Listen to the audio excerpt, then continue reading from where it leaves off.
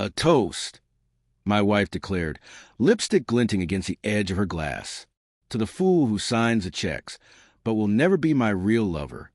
Laughter shattered the air, sharp, glittering, careless. Her friends chuckled behind their hands. Her mother's smile trembled under the strain of politeness. Her father's brows pulled tight with unease. And I, seated squarely in the center of it all, lifted my glass with steady hands. I had loved that woman for 15 years. I built her a home. I gave her comfort, stability, choices. I believed in what we had. Our partnership, our marriage. Never once did I imagine that the woman who kissed me goodnight whispered another man's name when I wasn't there. But she did. And I knew, that night, beneath the clatter of laughter and silverware, I placed a small brass key on the white linen tablecloth. Its metal clinked softly against the glassware, slicing the room's laughter in half. Beneath it rested a folded note. Her father's hand reached for it first. He unfolded the paper, eyes scanning. His face paled. His lips trembled. "Rose," he said quietly, "tell me you didn't." The silence that followed dragged across the heart like nails on stone. 15 years earlier, Rose had been my compass. We were young then, wild with hope, poor in money but rich in love. She told me I made her feel safe, that I was her forever. I believed her. I worked 2 jobs so she could finish school. And when my business finally took off, I gave her everything she dreamed of. Trips around the world, jewels, a home her friends envied. But over time, something shifted. Her tenderness became habit. Passion faded into duty. She laughed louder at other men's jokes. At night, she'd smile at her phone, then set it face down when I looked her way. At first, I told myself I was imagining things, just insecurity whispering lies. She was too intelligent, too proud, to betray me, until the day I saw the truth. It was a Tuesday. I came home earlier than usual. From the crack of our bedroom door, I heard her voice, soft, breathless, intimate. She was on the phone, and she spoke his name. A name that cut through me like a blade. My chest burned, but I didn't burst in.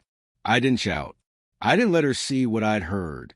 I turned, walked quietly down the hall, and shut the front door behind me as though I'd only just arrived. That was the moment she lost me, and the moment I began. Revenge is not rage. Rage is messy. Revenge is control. I spent months preparing. I combed through her emails, her messages, her call logs. She was careless. She thought I was blind. Each photo, each message, each late-night rendezvous, I gathered them all. But proof alone wasn't enough. Quietly, methodically, I began to move things around. Funds shifted. Assets changed names. Properties were retitled. Accounts restructured and sealed with legal protections she couldn't see. By the end, everything she believed was ours was mine alone. Then came the final discovery. The man she'd risked it all for. He wasn't some mysterious stranger. He was young, smooth-talking, broke. Worse, he owed money, and the wrong people were knocking on his door. That was the man she chose over me. The dinner had been her idea. She invited her parents, her friends. A performance meant to showcase her power over me. She wanted witnesses. She wanted me small. So I let her have them. When she lifted her glass and spat her toast, I smiled. I let them laugh. Then I slid the key across the table. Her father opened the note. His face drained. Unit 314, it read, locker in the garage. Everything inside is yours. Inside that locker waited a folder. Printed emails, photographs, hotel receipts. Enough evidence to destroy her in court.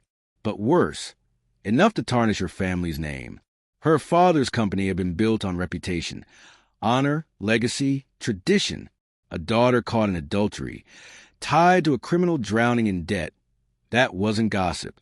That was decay. Her father's eyes cut into her, raw with disbelief. "Rose," he whispered, "tell me this isn't true." She faltered, stammered, reached toward me with shaking hands. I didn't move. My voice was calm, unflinching. 15 years, Rose. 15 years I gave you everything.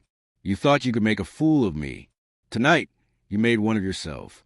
The aftermath came fast. Her father disowned her, cut her off from every family account. The friends who'd once laughed with her drifted away, whispers following her like shadows. The man she'd gambled everything on disappeared the moment her money did. Last I heard, he'd fled the city, chased by men he couldn't repay. Rose fought me in court, but she was already empty-handed. Every house, every account, every dollar secured. She walked away with nothing but her name. And even that was ruined. Sometimes I replay that night in my head, the key gleaming on the table, the silence hanging thick as blood, her father's face fading to gray. That was a strike that ended it. Not violence, not fury, just truth delivered with precision. And this is what I learned. Betrayal isn't the end. It's a beginning, a moment to remind them what it costs to underestimate you. So now when I raise my glass, it's not to her. It's to clarity, to quiet, to freedom earned through patience. A toast to the man who signs the checks and kept the last laugh